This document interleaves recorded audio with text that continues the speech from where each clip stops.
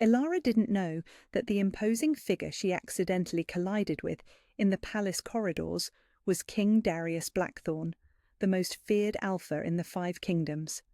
She didn't know that her touch had sent lightning through his entire being, igniting a bond that had been dormant for 32 years. And she certainly didn't know that in spilling wine across his ceremonial robes, she had just sealed her fate as his destined mate. All she knew was terror. The silver tray clattered to the marble floor, burgundy wine spreading like blood across pristine stone. Ilara Ashmore, 22 and invisible by design, dropped to her knees without thinking, her borrowed servant's dress pooling around her as she frantically tried to gather the broken crystal. "I'm so sorry," she whispered, voice trembling. "Please, I'm so sorry." The man she'd crashed into stood perfectly still. Ilara could feel his presence like heat from a forge, but she didn't dare look up. In 3 years of working in the Crimson Palace kitchens, she'd perfected the art of disappearing. Servants who drew attention disappeared in more permanent ways. "Look at me." The voice was rough velvet, a command that bypassed her brain and went straight to something deeper, something that recognized authority and wanted to obey. Ilara's hands stilled on the broken glass. A drop of blood welled where a shard had cut her palm, but she barely noticed. Slowly, she lifted her eyes. Storm grey stared back at her. Not the pale grey of winter clouds, but the deep, churning grey of a tempest at sea. His face was carved from granite and shadow, sharp cheekbones, a jaw that could cut glass, and a mouth that looked like it had forgotten how to smile. Dark hair fell across his forehead, and when he breathed, she caught the scent of pine and winter wind. Something golden and warm unfurled in her chest. Something impossible. "There's been a mistake," she pleaded, scrambling to her feet. The wine had soaked through his black ceremonial robes, the fabric probably worth more than her mother's cottage. "I'm nobody. I didn't mean to. I was just—" She reached for the stains with her apron, desperate to fix what couldn't be fixed. "Please don't tell the steward. I need this position. My mother is sick and I—" His hand caught her wrist, not harshly, but with absolute certainty. His skin was warm, calloused from sword work, and the moment his fingers closed around hers, that golden warmth exploded through her entire body. She gasped. He went very, very still. "You're everything," he said quietly, and there was something raw in his voice that made her chest tight. Ilara stared at him, confusion and fear warring in her expression. Everything. She was a kitchen servant who couldn't read, whose father had abandoned his family for drink and dice, whose greatest accomplishment was keeping her dying mother alive on copper coins and hope. She was less than nothing. "I don't understand," she whispered. His thumb brushed across her racing pulse and she shivered. "What's your name?" "Ilara. Ilara Ashmore." The words came out breathless. She should pull away, should run, should do anything but stand here letting a stranger touch her while wine dried sticky on stone and the golden thing in her chest grew brighter. Ilara. He said it like a prayer, like he'd been waiting his whole life to speak those syllables. "My name is Darius. Just Darius, not your Majesty or your Grace or any of the dozen titles she should have been using."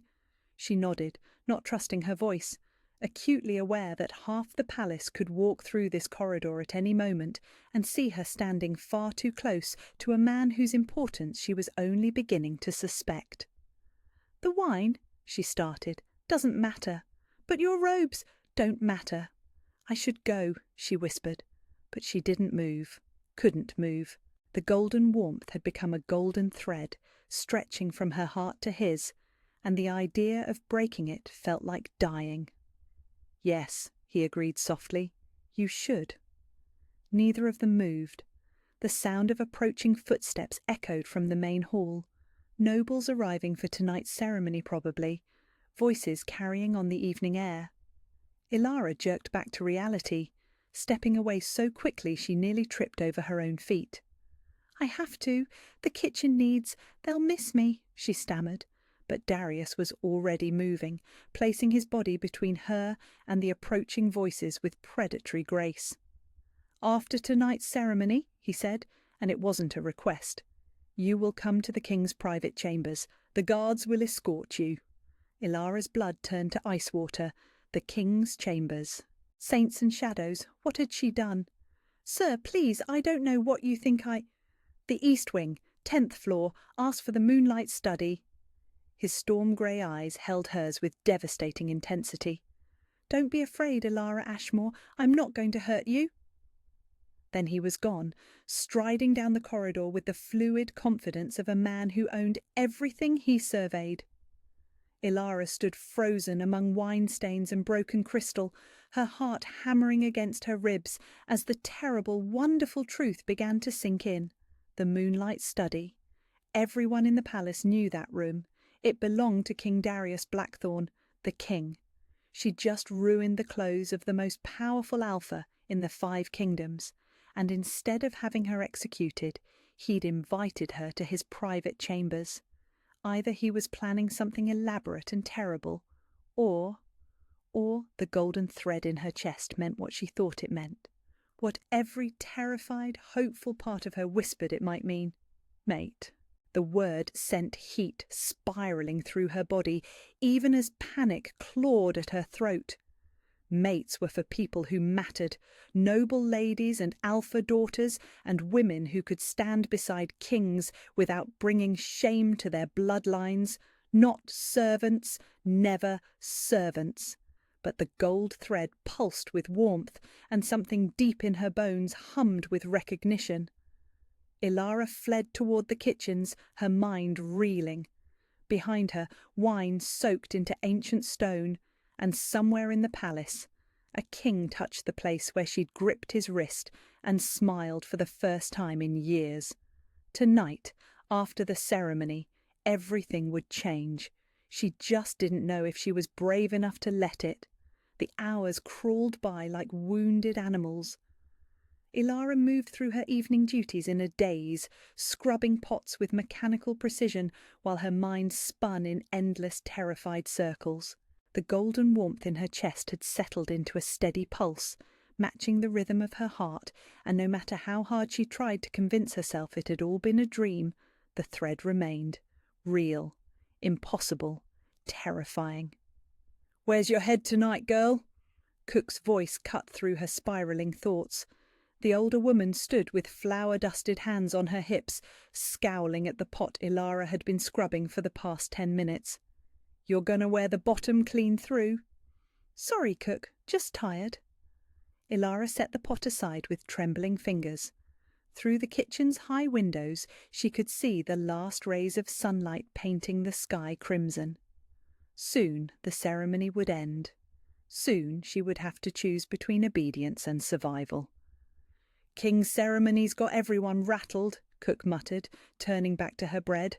"All those noble ladies preening and posturing, hoping to catch his eye. Poor bastard probably wishes he could disappear." If only she knew. Ilara's stomach churned as she remembered storm-grey eyes and the way her name had sounded on his lips, like a prayer, like recognition. The kitchen bells chimed 9 times. The ceremony would be ending now, guests filtering back to their chambers or private celebrations, which meant, "I need to step out," Ilara whispered, untying her apron with numb fingers. Cook grunted her acknowledgement, already focused on tomorrow's preparations. Ilara slipped from the kitchen and made her way through servants' corridors she knew like breathing, each step feeling like walking toward her own execution. The east wing was forbidden territory for kitchen staff. As she climbed marble staircases that grew progressively more ornate with each floor, Ilara felt the weight of her borrowed dress, the cheapness of her shoes, the way her hands smelled of lye and dishwater. What was she doing? What could a king possibly want with her? The golden thread pulsed, tugging gently towards something she couldn't name. The 10th floor was a realm of whispered luxury. Thick carpets muffled her footsteps, and oil paintings of long-dead royalty watched her progress with painted eyes. When she finally found the door marked with a silver crescent moon, her courage nearly failed entirely. She knocked, barely a whisper of sound. "Come in, Ilara." His voice, rough and certain, sent heat spiralling through her veins. He'd been waiting, listening for her. The thought should have terrified her more than it did. The moonlight study was nothing like she'd imagined a king's chambers would be. No throne, no golden excess. Instead, she found herself in a room of midnight blues and silver, with floor-to-ceiling windows that offered a breathtaking view of the kingdom below. A fire crackled in a massive stone hearth, casting dancing shadows across walls lined with more books than she'd ever seen in her life. And standing with his back to her, silhouetted against the star-drunk sky, was the man who had turned her world upside down with a single touch. "You came," he said softly, still facing the windows. "You commanded it." The words came out smaller than she'd intended. She hovered by the door, ready to flee at the first sign of danger. "I asked. There's a difference." He turned then, and she saw that he'd changed from the wine-stained ceremonial robes into simple black leather and linen. It should have made him seem more approachable. Instead, it only emphasized the predatory grace in every line of his body, the coiled power that made the air itself seem to hum with electricity. Ilara's mouth went dry.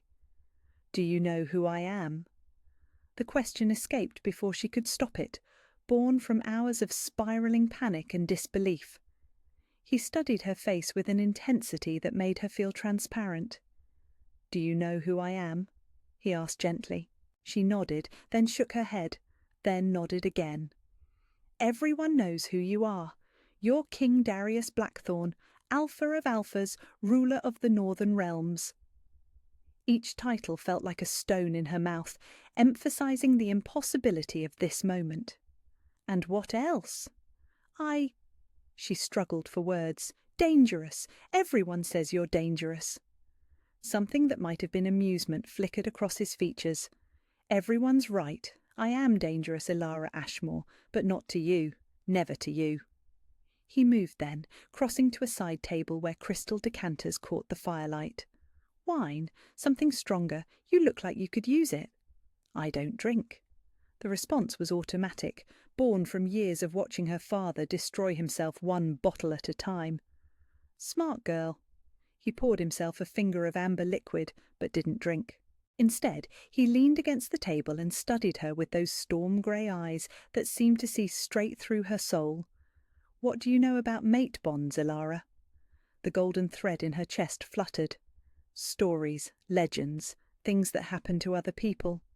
Not legends, truth." His voice was quiet, patient, but there was something burning beneath the calm surface. When an alpha finds his true mate, there's a recognition, a pull, the wolf knows, even if the human mind takes longer to accept. Ilara wrapped her arms around herself, suddenly cold despite the fire's warmth. "You're saying—" "I'm saying that golden thread you've been feeling since you touched me, that warmth in your chest that won't go away, that's the mate bond, little one, the moon goddess's gift to her children."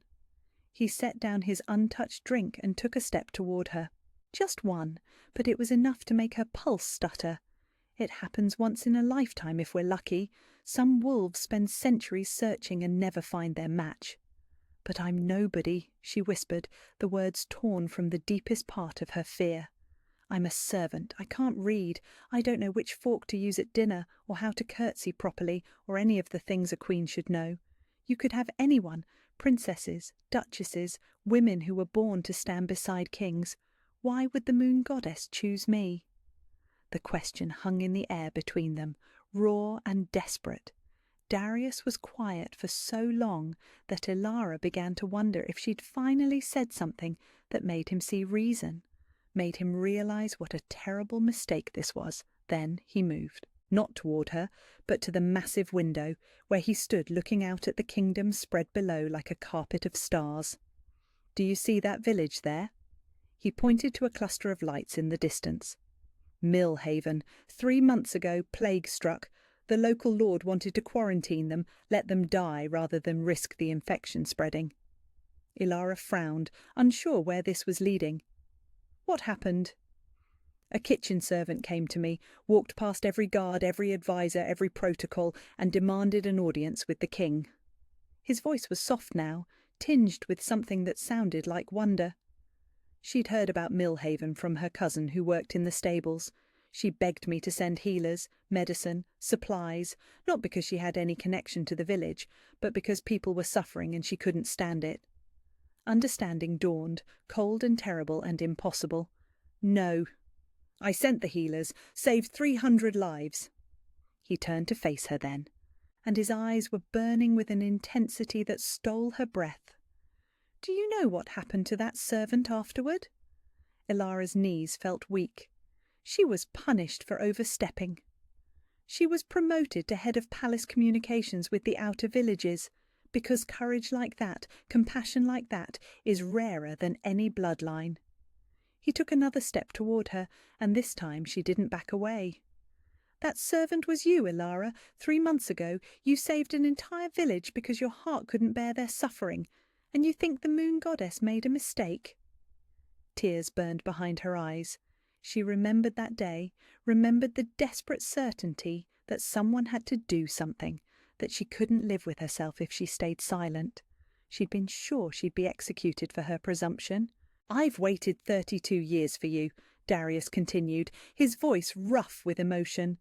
32 years of political marriages and cold alliances and women who wanted my crown more than they wanted me.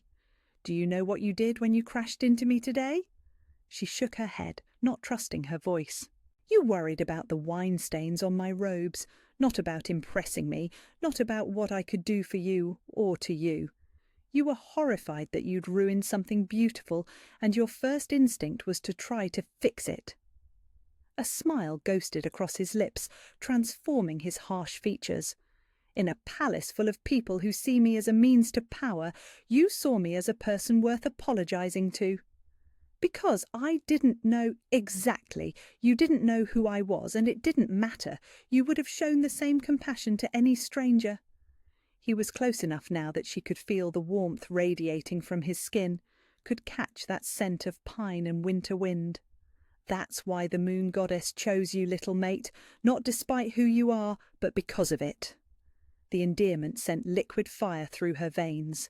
Mate, the word that changed everything. I'm scared, she admitted, the confession barely a whisper. I know, you should be. This changes everything. His hand rose slowly, telegraphing the movement, giving her time to pull away. When she didn't, he cupped her cheek with infinite gentleness. But I need you to know something, Ilara. You have a choice here, always. I won't force this bond on you no matter how much my wolf howls for you. What are my choices? The question came out breathier than she'd intended, her body swaying unconsciously toward his touch. Stay. Let me show you what it means to be treasured, to be protected, to be the most important person in someone's world. His thumb brushed across her cheekbone, catching a tear she didn't realize had fallen. Or go. I'll ensure your mother gets the best care available, see that you're provided for, and I'll spend the rest of my life alone. But the choice is yours. And if I stay, then you'll be my queen, my mate, my everything. The words were a promise and a threat and a prayer all at once. I'll be patient while you learn to trust me, gentle while you discover your own power, fierce in protecting what's mine. But make no mistake, Ilara, if you choose me, you're choosing forever. Forever. The word echoed in the golden space between them, heavy with promise and terror and impossible hope. Ilara stared up into storm-grey eyes and felt the mate bond sing in her chest, calling her home to a place she'd never been. She thought of her mother dying slowly in their draughty cottage, of a lifetime of being invisible, unwanted, less than nothing, of the way this man, this king, had looked at her like she was precious, like she mattered, like she was everything he'd been waiting for. "I'll stay," she whispered, and felt her world reshape itself around those two small words. "For tonight, I'll stay for tonight." The smile that spread across Darius's face was like sunrise after the longest night. Tonight is enough. Tonight is everything. And as he lowered his head to press a soft kiss to her forehead, chaste, reverent, full of promise, Ilara felt the golden thread in her chest blaze with light, binding her to a future she'd never dared to dream. Ilara woke to silk, not the rough cotton sheets she'd known her entire life, but true silk that whispered against her skin like liquid moonlight.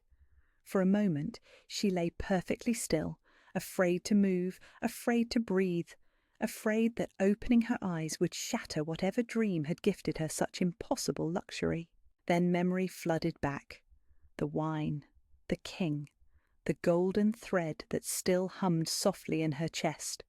A warm constant that proved last night hadn't been a fantasy born from exhaustion and desperation. She opened her eyes to find herself in a chamber of pale blue and silver, morning light streaming through windows tall as cathedral doors. This wasn't his room. She remembered him showing her to these guest chambers, connected to his own quarters by a door he'd left conspicuously unlocked. "Just in case you need anything," he'd said, storm-grey eyes gentle with understanding. No pressure, no expectations, just comfort. And she had been comfortable for the first time in years. The bed was large enough for 4 people, piled with pillows soft as clouds, and she'd fallen asleep to the distant sound of his movements in the adjoining room, the mate bond making her feel safe in a way she'd forgotten was possible. A soft knock interrupted her reverie. "Miss Ilara, may I enter?" The voice belonged to a middle-aged woman with kind eyes and calloused hands that spoke of honest work. She carried a tray of tea and what looked like enough food to feed half the kitchen staff. "I'm Sarah, His Majesty's personal attendant. Well, one of them." She set the tray on a delicate table by the windows and smiled. "He asked me to see to your needs while you're here." "I don't need," Ilara began, then stopped. Of course she needed things. She was wearing the same borrowed servant's dress from yesterday. Her hair was a disaster, and she probably smelled like kitchen smoke and fear sweat. "There's a dress," Sarah continued gently, as if reading her thoughts. "His Majesty had the seamstresses work through the night, and a bath if you'd like, though he did say to tell you there's no rush. He'll wait as long as you need." Heat crept up Ilara's neck. A dress made specifically for her, in one night. The cost alone probably exceeded her yearly wages. "He shouldn't have—" "Begging your pardon, miss, but yes, he should have." Sarah's voice carried the firm kindness of a woman who'd raised children. "Been working in this palace 30 years, and I've never seen His Majesty look at anyone the way he looked at you last night, like the sun had finally risen after the longest winter." The bath was a revelation. Hot water, scented with lavender, and something else she couldn't name, but that made her skin feel like silk. Sarah helped wash her hair with soap that smelled like summer gardens, and for the first time in her life, Ilara understood what it meant to be pampered. The dress, when she finally saw it, stole her breath entirely. Midnight blue silk that seemed to capture starlight in its folds, with silver embroidery along the neckline and sleeves that caught the morning sun. It fit her perfectly, as if it had been crafted for her body alone, and when Sarah laced up the back, Ilara barely recognised the woman staring back at her from the mirror. "You look like a queen," Sarah whispered, and there was something like wonder in her voice. A queen. The word sent terror and longing in equal measure through Ilara's chest. Yesterday she'd been invisible. Today she was wearing a gown that cost more than most people earned in a lifetime, and a king was waiting for her in chambers that adjoined her own. "He's in the private dining room," Sarah said, as if summoned by Ilara's thoughts. "Just through the main chamber and down the hall. But take your time, love. He meant what he said about waiting." Ilara found him standing by another wall of windows, this time overlooking the palace gardens. He wore simple clothes again, dark leather pants and a white linen shirt that emphasised the breadth of his shoulders, But there was nothing simple about the way he turned when she entered, nothing casual about the way his breath caught when he saw her. "Beautiful," he said softly, and she knew he wasn't talking about the dress. "It's too much," she managed, smoothing her hands over silk that whispered with every movement. "I can't accept." "You can, and you will." His voice carried just enough alpha authority to make her wolf sit up and take notice, but his expression remained gentle. "You're going to be my queen, Ilara. Queens don't wear borrowed servant dresses." The casual certainty in his tone made her stomach flutter. "I haven't said yes to being your queen." "No," he agreed, moving to pull out a chair at a small table set for two. "But you stayed the night, and you're here now wearing a dress made for you, looking at me like you're trying to decide whether to run or stay. That's progress." She let him seat her, hyper-aware of his closeness, the way his fingers brushed her shoulders as he pushed in her chair. The dining table was intimate, set with delicate china and fresh flowers, and she felt completely out of her depth. "I don't know how to do this," she admitted, as he took the seat across from her. "I don't know which fork to use or how to sit properly or what to talk about with a king." "We'll start with breakfast," he said easily, lifting silver covers to reveal eggs, cooked perfectly, pastries that smelled like heaven, and fresh fruit arranged like art. "And you'll use whichever fork feels right. Sit however you're comfortable and talk about whatever interests you." He served her personally, noting her preferences, making sure she had everything before touching his own plate. It was such a reversal of everything she'd known that she found herself staring. "What?" he asked, catching her expression. "You're serving me." "Yes, but you're the king. And you're my mate, my queen, my most precious treasure." His storm-grey eyes held hers with devastating sincerity. "I would serve you every meal for the rest of our lives and count it the highest honour." The words hit her like a physical blow. Precious. Treasure. Her throat closed with emotion she couldn't name. "I got word this morning," Darius continued casually, cutting into his eggs. "Your mother is being moved to the palace infirmary today. The best healers in the kingdom will see to her care." Ilara's fork clattered to her plate. "You did what?" "She's important to you, which makes her important to me." His voice was matter-of-fact, as if moving dying peasant women to royal medical facilities was something he did every day. The cottage she was in was damp and cold, not exactly conducive to healing. Tears burned behind Ilara's eyes, her mother safe and warm and receiving care that might actually save her life. "Why?" "Because watching you worry about her was breaking my heart," he said simply. "And because I want you to understand what it means to be mine, Ilara. It means your happiness matters more than kingdoms. Your family becomes my family. Your burdens become mine to carry."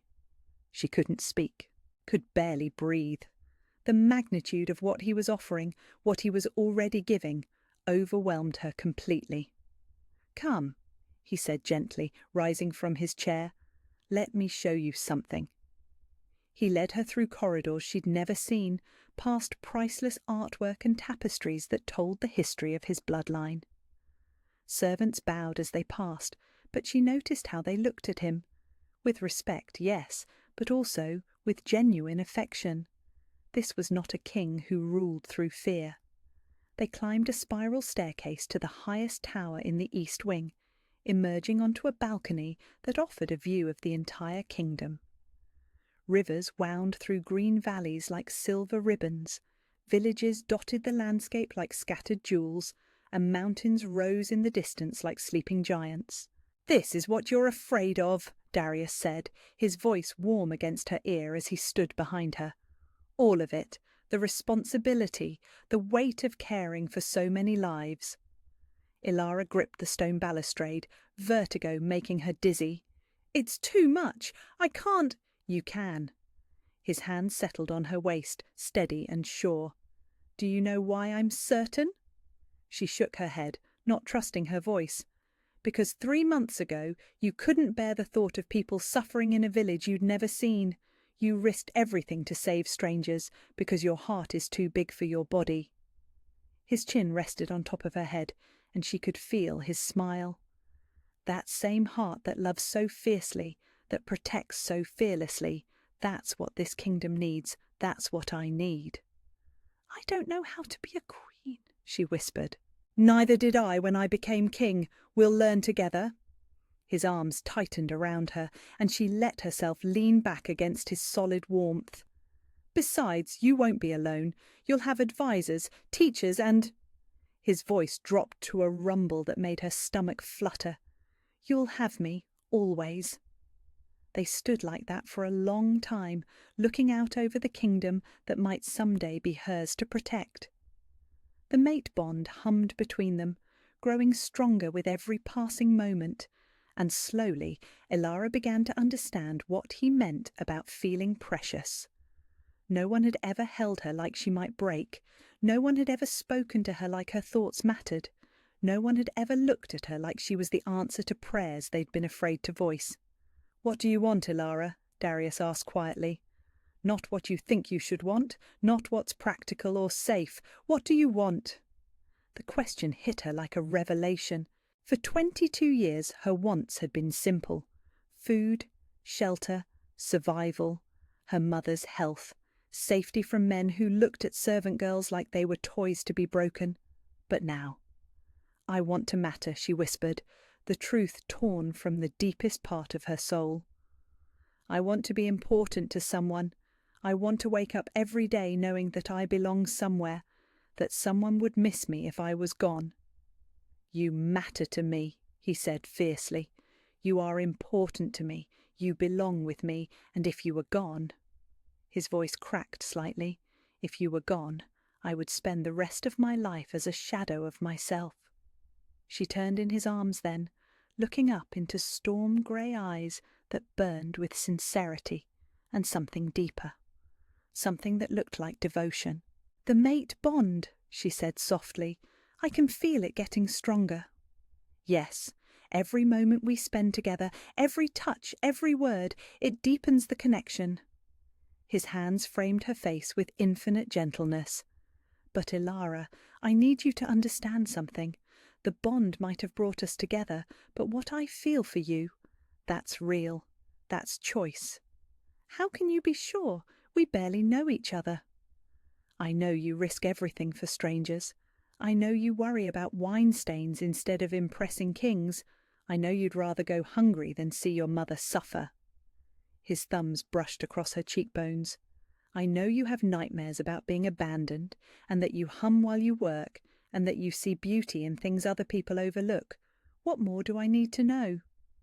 The words wrapped around her heart like golden threads, binding her to him in ways that had nothing to do with supernatural forces and everything to do with being truly seen for the first time in her life. "I'm still scared," she admitted. "Good, that means you understand how precious this is." He leaned down slowly, giving her time to pull away, time to say no. "May I kiss you, my queen?" The endearment sent heat spiralling through her body. Before she could lose her nerve, she rose on her tiptoes and pressed her lips to his.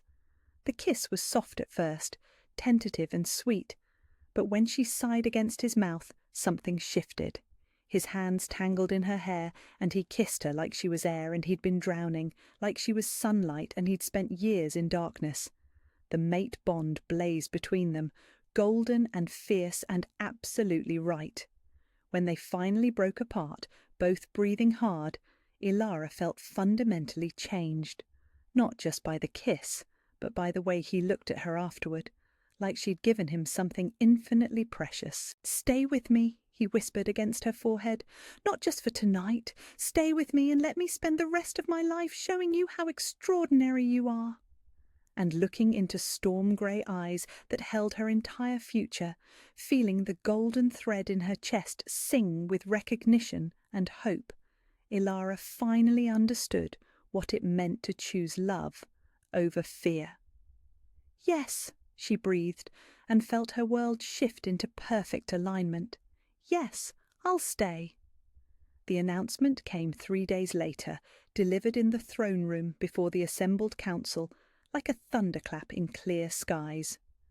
"Lords and ladies of the realm, Darius's voice carried the absolute authority of an alpha king, resonating through marble halls where his ancestors had ruled for centuries. "I present to you my chosen mate and your future queen, Ilara Ashmore." The silence that followed was deafening. Ilara stood beside the obsidian throne in a gown of deep emerald silk, her hand resting on Darius's arm as dozens of noble eyes dissected her every detail. She could feel their shock, their disbelief, their barely concealed horror rippling through the assembled court like poison in still water. Then the whispers began. "A servant." The word hissed through the air like a curse. "Kitchen staff." "No bloodline whatsoever." "Has he lost his mind?" Darius's jaw tightened almost imperceptibly, the only sign that he heard the murmurs threatening to crescendo into open revolt. His free hand covered Ilara's where it rested on his arm, thumb stroking across her knuckles in silent support. "Furthermore," he continued, his voice cutting through the whispers like a blade, "the bonding ceremony will take place at month's end. Preparations will begin immediately." "Your Majesty?" The voice belonged to Duke Aldrich Ashford, a man whose political manoeuvring was legend and whose daughter had been widely expected to claim the crown. "Surely this decision warrants further discussion." "There is nothing to discuss." Darius's tone could have frozen fire. "The moon goddess has chosen. I have accepted. The matter is settled." But Duke Ashford was not easily deterred. Neither, apparently, was his daughter. Lady Vivian Ashford rose from her seat with the grace of a woman born to command attention. Golden-haired and emerald-eyed, she possessed the kind of classical beauty that graced ancient paintings and inspired wars. When she spoke, her voice carried the cultured tones of nobility and the sharp edge of wounded pride. "Your Majesty," she said, offering a curtsy that somehow managed to seem mocking, "surely you jest. While I'm certain this person has many admirable qualities suited to her station, the crown requires more than good intentions." Heat crept up Ilara's neck. She wanted to disappear, to run, to find some dark corner where she could hide from all these judging eyes. The mate bond pulsed with Darius's controlled fury, but she could feel his restraint, his desire to let her handle this herself if she chose. She chose silence. What could she say? That she belonged here, that she deserved to stand beside a king? Even she wasn't sure she believed it. "Please, enlighten us," Darius said with deadly calm, "as to what qualities you believe the crown requires." Lady Vivian smiled, the expression sharp as winter frost. "Education for one, the ability to read treaties and contracts, to understand the nuances of diplomacy, breeding, understanding of court protocol, proper etiquette, languages." Her gaze flicked to Ilara with calculated cruelty. "Blood that won't shame the crown." Each word hit like a physical blow. Ilara felt herself shrinking, becoming smaller and smaller under the weight of truths she couldn't deny. She couldn't read. She didn't know protocol. Her father had been a drunk who'd abandoned his family, her mother a tavern wench before illness claimed her strength. "She cannot even read," someone whispered, not quite quietly enough. "Common-born trash." "What will the other kingdoms think?" The whispers grew bolder, crueler, and Ilara felt something inside her chest begin to crack. The golden thread that connected her to Darius pulsed with his rage, but it also carried her shame, her certainty that they were right. She was nobody. She brought nothing but scandal to his name. "That's enough." Darius's voice carried alpha power that made lesser wolves whimper and humans step back instinctively. The temperature in the room seemed to drop by degrees. "You forget yourselves." But the damage was done. Lady Vivian pressed her advantage with the skill of a born predator. "Your Majesty, I speak only from concern for the crown's stability. This woman—" She gestured dismissively toward Ilara. "What does she bring to the realm? No political alliances, no dowry, no connections that might benefit your rule. Her father was known throughout her village as a drunkard who abandoned his responsibilities. Her mother worked in taverns before—well, She let the implication hang in the air like smoke. She brings nothing but poverty and scandal to the most powerful throne in the 5 kingdoms. Surely even the mate bond cannot blind you to such obvious truth. The words landed like arrows, each one finding its mark in the tender places where Ilara's insecurities lived. She heard her own fears spoken aloud by a woman who had everything Ilara lacked: beauty, education, breeding, the kind of background that prepared someone to be a queen. Tears burned behind her eyes, but she refused to let them fall. Not here, not in front of all these people who already thought her weak and worthless. "Excuse me," she whispered, stepping back from the throne. "Ilara." Darius reached for her, but she was already moving, already fleeing through doors that led to the servants' corridors. She knew better than the royal halls. She ran, through winding passages and up narrow staircases, past startled servants who pressed themselves against walls to let her pass. She ran until her lungs burned and her silk slippers rubbed blisters on her feet, until she reached the small chamber she'd been given near the kitchens, a compromise between her old life and the new one she was still afraid to claim. The room was modest compared to the guest chambers in the royal wing, but it was hers, the first space she'd ever had that belonged to no one else.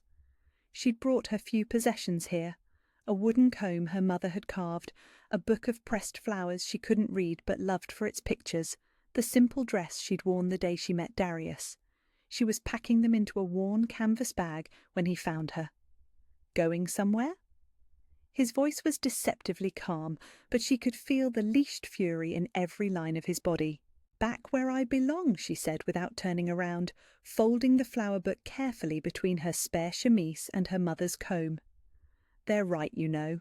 All of them. I can't read treaties or speak foreign languages or navigate court politics. I don't know which fork to use for fish, or how to curtsy to a duchess, or what the proper response is when someone questions my bloodline. Ilara, I'm going to destroy you." The words came out broken, desperate. "Every day I stand beside you is another day your nobles question your judgment, another day other kingdoms whisper about the beggar king who lost his mind over a kitchen wench." She heard him move closer, felt the heat of his presence, but she didn't turn around, couldn't bear to see disappointment in storm-grey eyes that had looked at her like she was precious. "Is that what you think you are?" he asked quietly. "A kitchen wench?" "It's what I am." She clutched the canvas bag to her chest like armour. "It's all I've ever been, all I know how to be. Look at me." The alpha command in his voice compelled obedience, and she found herself turning despite her resolution. He stood in the doorway, still wearing the formal robes of court, but his face was raw with emotion. 3 days ago," he said, moving closer with predatory grace, "you sat in my study and told me you wanted to matter, that you wanted to be important to someone. Do you remember?" She nodded, not trusting her voice. "You matter to me. You are important to me." His hands framed her face, thumbs brushing away tears she didn't realize had fallen.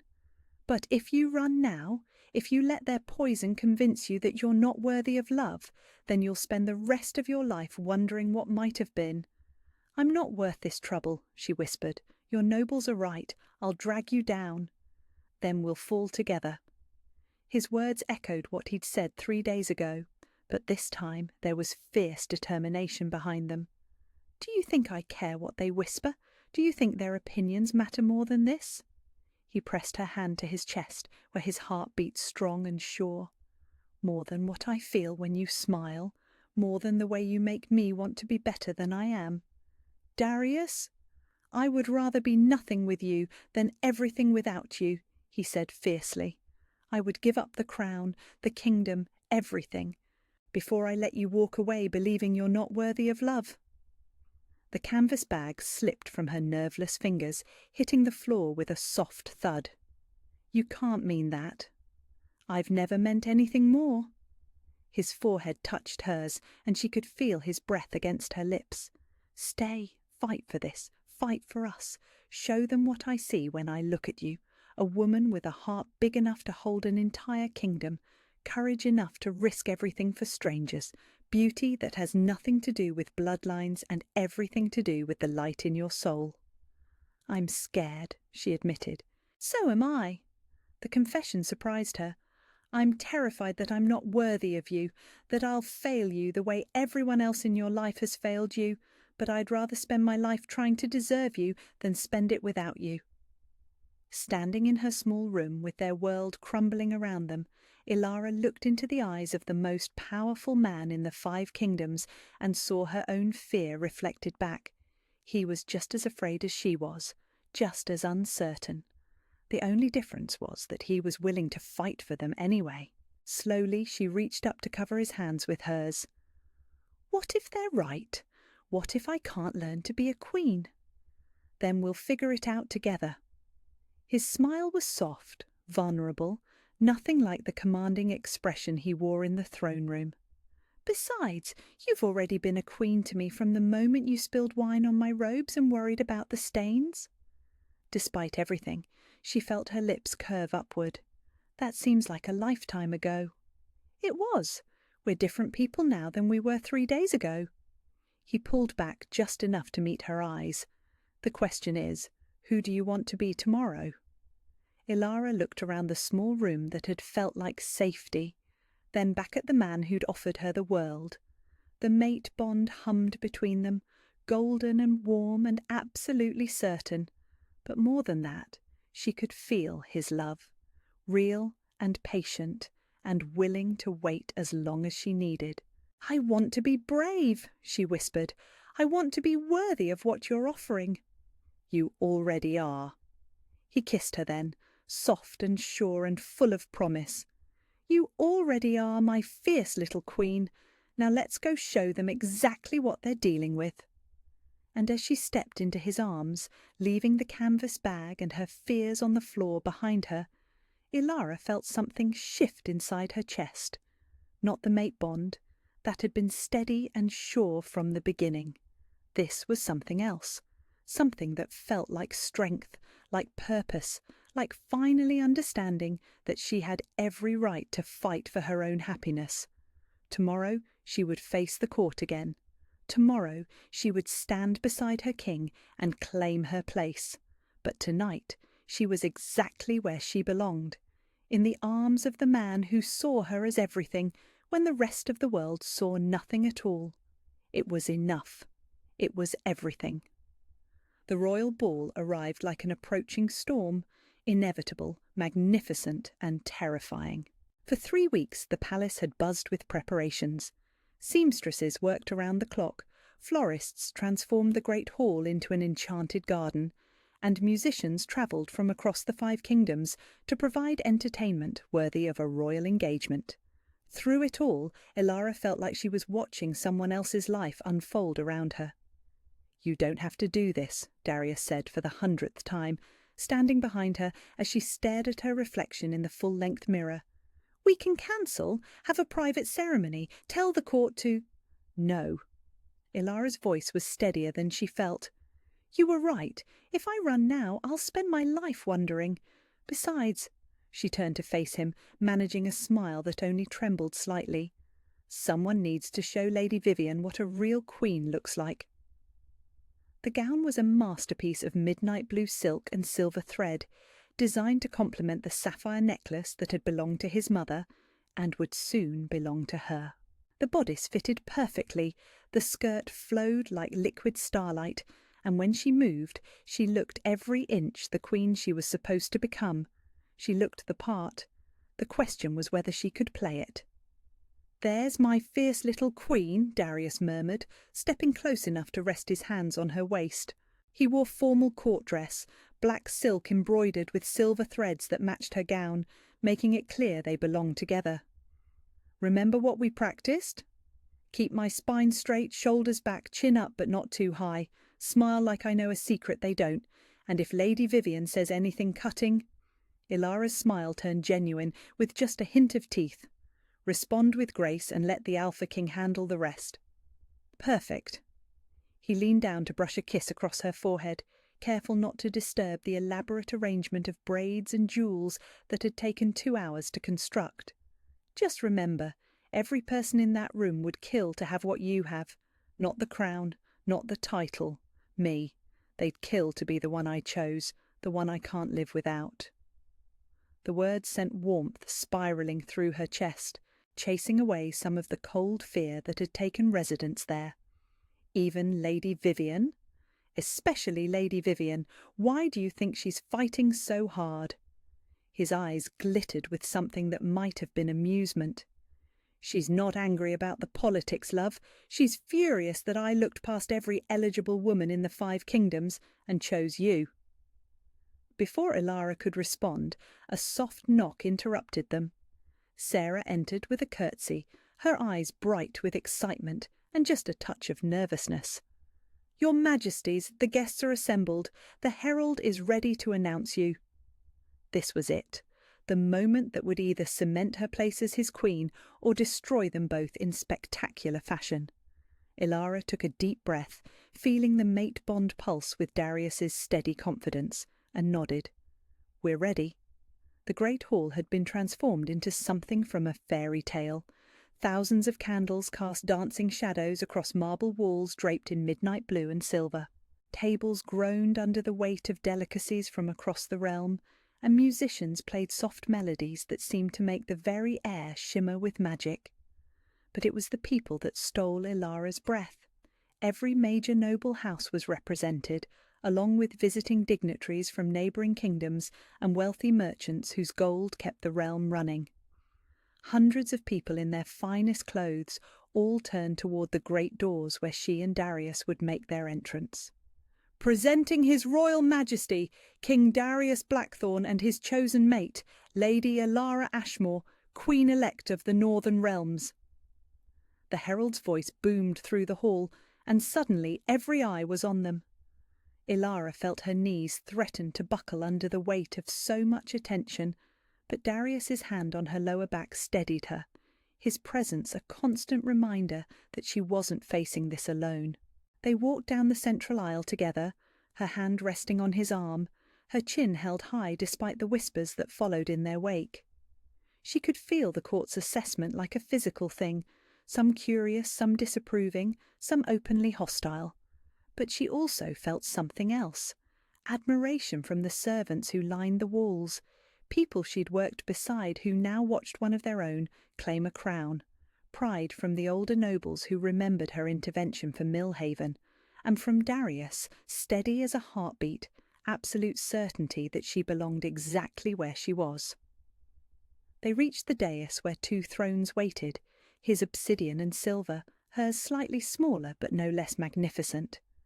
As they took their seats, Ilara caught sight of Lady Vivian near the front of the crowd, resplendent in emerald silk that matched her eyes. The woman's expression was perfectly composed, but Ilara could see the fury burning beneath the surface. The evening proceeded with the careful choreography of high court politics. Nobles approached to offer congratulations that ranged from genuine to barely concealed mockery. Ilara smiled and nodded and let Darius handle the more complex conversations, but she was learning, watching, understanding the currents that flowed beneath polite words. Then the dancing began.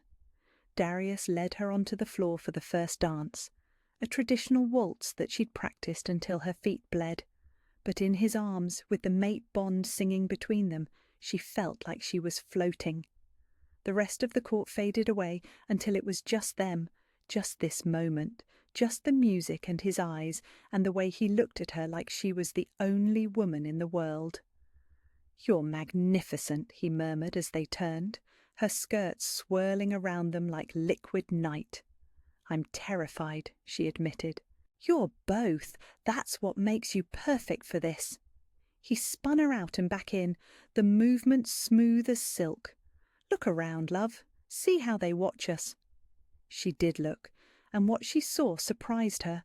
Yes, there was disapproval and whispered gossip, but there was also wonder. Couples on the dance floor had slowed their own movements to watch them, caught up in the obvious love between king and queen. Even some of the hostile nobles looked thoughtful, as if seeing something they hadn't expected. The dance ended to enthusiastic applause, and they returned to the dais for the formal toasts. Duke after duke rose to offer elaborate speeches about unity and prosperity, their words carefully neutral. Then Duke Aldrich himself stood, raising a goblet of wine that caught the candlelight like liquid fire. "To His Majesty and his chosen Queen," he said, his voice carrying across the sudden silence. "May their union bring strength to the realm and joy to their hearts." It was perfectly proper, perfectly polite, and perfectly empty of any real blessing. But before the court could settle into the safety of diplomatic neutrality, another voice cut through the air. "How lovely!" Lady Vivian's tone was honey over poison as she glided forward, every eye drawn to her golden beauty. "Your Majesty looks absolutely radiant tonight, though I confess myself curious. However did you learn to dance so beautifully? I was under the impression that such skills weren't typically taught in the kitchens." The hall went dead silent. Even the musicians stopped playing. This wasn't subtle political manoeuvring. This was a direct attack, delivered with a smile sharp enough to cut glass. Ilara felt heat rise in her cheeks, felt the familiar shame trying to claw its way up her throat. 3 weeks ago, she would have stammered an apology, would have shrunk into herself until she disappeared entirely. But 3 weeks ago, she hadn't been wearing a crown. 3 weeks ago, she hadn't stood on a tower balcony and chosen to fight for her own happiness. 3 weeks ago, she hadn't learned what it felt like to matter to someone. She rose from her throne with fluid grace, the movement drawing every eye in the room. When she spoke, her voice carried clearly through the sudden silence, pitched to reach every corner of the hall. "You're quite right, Lady Vivian. Kitchen staff rarely learn formal dancing." Her smile was perfectly composed, perfectly queenly. Just as Duke's daughters rarely learn compassion for the less fortunate. We all have our educational gaps. A collective intake of breath rippled through the crowd. Someone in the back, probably a servant, made a sound that might have been a quickly stifled laugh. Lady Vivian's composure cracked just slightly. "I'm sure I don't know what you mean. Don't you?" Ilara descended the dais steps, her gown flowing around her like liquid midnight. "When plague struck Millhaven, where were you? When children were dying for want of medicine, when families were losing everything, where was your compassionate heart?" She reached the bottom of the steps and continued forward, every inch a queen claiming her domain. The crowd parted before her like water, nobles stepping back instinctively from the quiet power in her voice. "I may have learned to dance in 3 weeks, Lady Vivian, but I learned to care about my people long before I ever dreamed of wearing a crown. Can you say the same?" The challenge hung in the air like drawn steel. Lady Vivian's face was pale now except for 2 bright spots of colour high on her cheeks. "I hardly think—" "You're right." Darius's voice cut through the tension like a blade, carrying alpha power that made everyone in the room take an involuntary step back. "You hardly think about anyone but yourself." He rose from his throne, his presence filling the hall with barely leashed dominance. When he spoke again, his voice was quieter, but somehow more terrible for its restraint. "My queen spent 3 years sending every copper coin she earned to care for her dying mother. She worked 16-hour days and went hungry so a woman who couldn't work might live with dignity. When she heard about suffering in a village she'd never seen, she risked everything to save strangers." His storm-grey eyes fixed on Lady Vivian with laser intensity. "Tell me, my lady, what have you sacrificed for anyone other than yourself?" The silence stretched taut as bowstring. Lady Vivian opened her mouth, closed it, opened it again. No words came. "I thought so." Darius moved then, descending the steps with predatory grace to stand beside Ilara.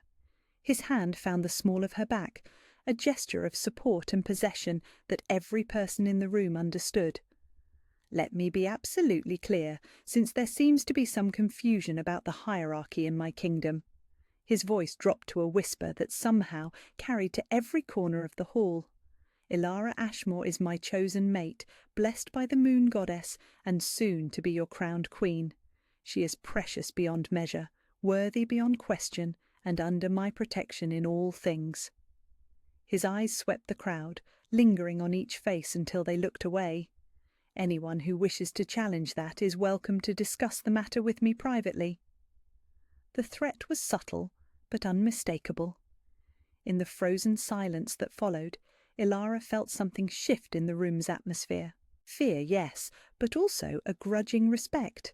They might not like her common origins, but they were beginning to understand that she was here to stay. Lady Vivian, to her credit, managed a stiff curtsy. "Of course, Your Majesty, I meant no disrespect." But her eyes, when they met Ilara's, were full of poison and promise. This wasn't over. "None taken," Ilara replied graciously, though her heart was still racing. "After all, we all say things we don't mean when we're disappointed." It was a gentle hit, but it landed. Lady Vivian's jaw tightened almost imperceptibly before she managed another smile. "Indeed, if you'll excuse me, I believe I need some air." She glided away, her father and supporters trailing behind her like the remnants of a defeated army. Slowly, conversation resumed, though Ilara could feel the weight of stares and whispered discussions following her every move. "Well done," Darius murmured in her ear as they returned to their thrones. "You magnificent, fierce, perfect woman. That's exactly the queen this kingdom needs." The rest of the evening passed in a blur of congratulations and careful politics, but Ilara noticed the change in how people approached her. More cautious now, more respectful. She'd proven she wouldn't be dismissed or intimidated, and word was spreading fast. As the night wound down and the last guest departed, Darius led her to a private balcony overlooking the gardens. The moon was full overhead, casting silver light across the world below, and for the first time in hours, Ilara felt like she could breathe. "How do you feel?" he asked, pulling her into his arms. "Like I just survived my first battle as queen," she admitted, melting against his solid warmth, "and like there will be many more to come." "There will be, but you won't face them alone." He tilted her chin up, meeting her eyes in the moonlight. "You were magnificent tonight, Ilara. Every inch a queen, my queen." "I couldn't have done it without you." "Yes, you could have. That strength, that fire, that's all you, love. I just gave you permission to show it." He leaned down to kiss her then, soft and sure and full of promise. "Are you ready for tomorrow, for the bonding ceremony?" Tomorrow, when the mate bond would be made complete before gods and witnesses, when she would officially become his queen and he her king, when there would be no more running, no more doubt, no more choice but to claim the future they'd fought for. "Yes," she whispered against his lips, feeling the golden thread in her chest blaze with certainty. "I'm ready." And looking into storm-grey eyes that held her entire world, surrounded by the kingdom she would soon help him rule, Ilara finally understood what it meant to choose love over fear, courage over comfort, and everything over nothing at all. Tomorrow she would become a queen, but tonight she was exactly what she'd always been. A woman brave enough to fight for her own happiness, and finally wise enough to believe she deserved it. 6 months later, Queen Ilara Blackthorn stood in the same throne room where she'd once been dismissed as nothing. But the woman who held court now bore no resemblance to the terrified servant who had fled in shame. "The village of Thornwick requests aid for their failing harvest," Lord Garrett announced, reading from a scroll that bore the royal seal. "Blight has claimed half their crops, and winter stores will not sustain them." Ilara leaned forward in her silver throne, the crown of starlight and sapphires catching the morning sun as she considered the petition. "What of the neighbouring villages? Millbrook had a surplus last season, did they not?" "Yes, Your Majesty.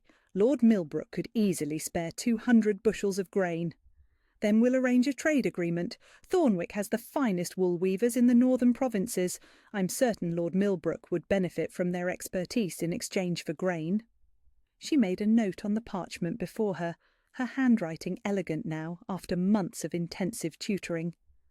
"See that the arrangement is formalised by week's end, and send our best agricultural adviser to assess the blight. If it spreads, we'll need to act quickly."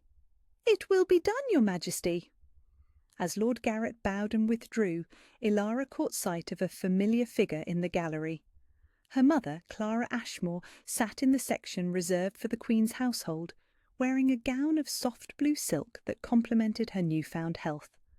The wasting sickness that had nearly claimed her life was gone, banished by the palace healers and the knowledge that her daughter was safe, loved, and exactly where she belonged. Their eyes met across the room, and Clara smiled with the quiet pride of a mother who had always known her child was destined for greatness. It was a look that still brought tears to Ilara's eyes, even after all these months. "Your Majesty," Sarah appeared at her elbow with a soft curtsy. "His Majesty requests your presence in the East Garden when court concludes." Ilara's pulse quickened. Darius had been mysterious all morning, disappearing after breakfast with a smile that promised secrets. "Tell him I'll be there shortly." Court concluded with the usual formalities, and Ilara made her way through corridors that had once seemed impossibly grand, but now felt like home. Servants bowed as she passed, but their gestures held genuine warmth. She'd earned their respect through her kindness and her tireless work on behalf of the kingdom's most vulnerable citizens. The East Garden was her favourite retreat, a private space where she and Darius often walked in the evenings, discussing the day's challenges and planning for tomorrow's opportunities. But when she stepped through the stone archway, she found it transformed. Thousands of late roses bloomed out of season, their petals scattered along carefully swept paths that led to a pavilion draped in midnight blue silk. Candles flickered despite the afternoon sunlight, and musicians played soft melodies from hidden alcoves. It was magic and romance and something that made her breath catch in her throat. "Do you like it?" Darius's voice came from behind her, rough with the same nervous energy she'd felt through their bond all morning. She turned to find him watching her with storm-grey eyes that held equal parts love and uncertainty. He wore simple clothes, dark leather and white linen that emphasised his powerful build. But there was something different about his posture, something that made her heart race. "It's beautiful," she breathed, "but what's the occasion?" "Come with me." He led her down the rose-scattered path to the pavilion, where she discovered a surprise that stopped her heart entirely. Standing beneath the silk canopy, beaming with joy and health, was her mother. "Mama!" Ilara rushed forward, throwing her arms around the woman who had raised her with nothing but love and impossible dreams. "What are you doing here? Are you well? Should you be—" "Peace, my darling girl." Clara held her tight, and Ilara could feel the solid strength in her mother's embrace. No longer the fragile bird she'd been 6 months ago, but the vibrant woman she'd been before illness claimed her. "I'm here because your husband asked me to be." Ilara looked over her mother's shoulder to where Darius stood watching them with soft eyes. "Asked you to be here for what?" "For this." Clara stepped back, her eyes shining with tears of joy. For what should have happened the first time if circumstances had been different? Understanding dawned like sunrise. Their mating ceremony had been beautiful but rushed, a political necessity performed before nobles who'd attended out of duty rather than celebration. This was something else entirely. "Ilara Ashmore Blackthorn," Darius said, moving to stand before her with the fluid grace that still made her pulse stutter. "6 months ago, you became my queen before gods and witnesses, but today I want to marry you again, not for politics or appearances or to satisfy anyone else's expectations." He dropped to one knee in the rose petals, pulling a small velvet box from his pocket. Inside nestled a ring unlike anything she'd ever seen. Not the massive diamond that proclaimed royal status, but something delicate and personal. A band of white gold set with a stone that looked like captured starlight, surrounded by tiny sapphires that matched her eyes. "I want to marry you because I love you, because you make me laugh and challenge my decisions and hold my hand when the weight of the crown feels too heavy to bear." His voice was steady, but she could see the vulnerability in his eyes, the fear that she might not understand what he was offering. "Because 6 months ago I married an incredible woman who was still learning to believe in her own worth. Today I want to marry the queen who saved a village from blight, who implemented education programs for servant children, who holds court with such wisdom that neighbouring kingdoms send ambassadors just to watch her work." Tears blurred her vision as he continued. "Marry me again, Ilara, not because the moon goddess chose us or because duty demands it, but because love is a choice we make every day, and I want to choose you forever." She looked at the man kneeling before her, her mate, her king, her heart, and felt the golden thread in her chest blaze with such joy it threatened to lift her off her feet. Behind him, her mother wept happy tears, and somewhere in the garden she could hear the soft whispers of palace staff who'd gathered to witness this private moment. "Yes," she whispered, then louder, "Yes, of course, yes." The ring slid onto her finger with perfect certainty, and then Darius was standing, lifting her off her feet to spin her in a circle while rose petals danced around them like confetti. When he set her down, his kiss was soft and sure, and full of promises they'd spend a lifetime keeping. "I love you too," she whispered against his lips. "I choose you too, every day, for all the days we have." The ceremony that followed was nothing like their first wedding. No crowds of nobles, no political speeches, no careful choreography. Just family, her mother, his closest advisors who become true friends, the servants who'd watched her transformation from frightened girl to confident queen. They spoke vows they'd written themselves, words about choosing love over fear, about building something beautiful from the ashes of their old lives, about the miracle of being truly known by another soul. As afternoon faded to evening, they found themselves alone on the same balcony where she'd first agreed to stay with him. The kingdom spread below them like a tapestry of lights, peaceful and prosperous under their joint rule. "Any regrets?" Darius asked, pulling her into his arms as stars began to appear in the darkening sky. "Only one," she said, tilting her head to meet his questioning gaze. "I wish I'd been brave enough to stay that first night without conditions. I wasted so much time being afraid." "You weren't ready then. We both needed time to become the people we are now."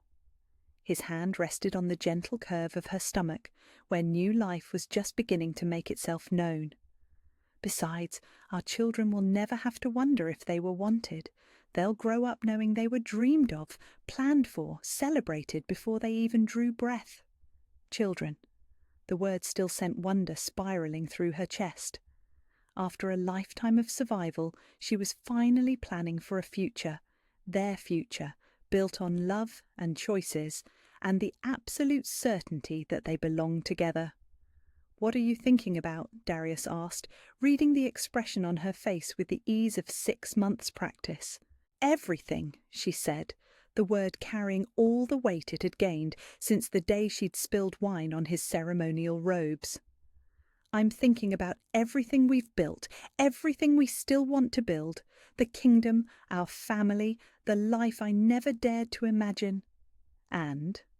And I'm thinking that once upon a time I believed I was nobody."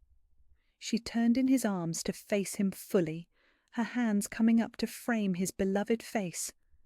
"But love taught me that we all have worth, that we all deserve to be chosen, that sometimes the moon goddess's greatest gifts come disguised as accidents."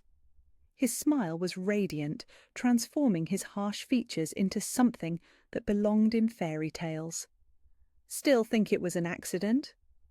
"The best accident I ever made," she agreed, rising on her tiptoes to kiss the man who taught her what it meant to be everything to someone. "The most beautiful mistake of my life."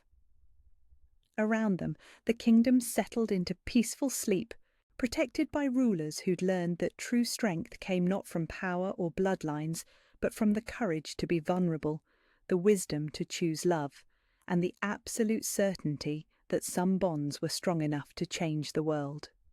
In the distance, a clock tower chimed midnight, marking the end of one day and the beginning of another. But for Ilara and Darius, wrapped in each other's arms with their future spreading before them like an unwritten story, it felt less like an ending and more like the most beautiful beginning imaginable. Where are you listening from? Let me know in the comments. I love hearing from fellow romance lovers around the world. There's something magical about sharing these stories of finding worth and true love, about the way the right person can make us see ourselves as we truly are, extraordinary, valuable, worthy of every happiness. If these tales of fated love and second chances inspire you the way they inspire me, please subscribe. It's free and helps these stories of hope and healing reach more hearts that need to hear them. After all, we all deserve our own happily ever after, and sometimes the most beautiful love stories are the ones that remind us we're already everything we need to be.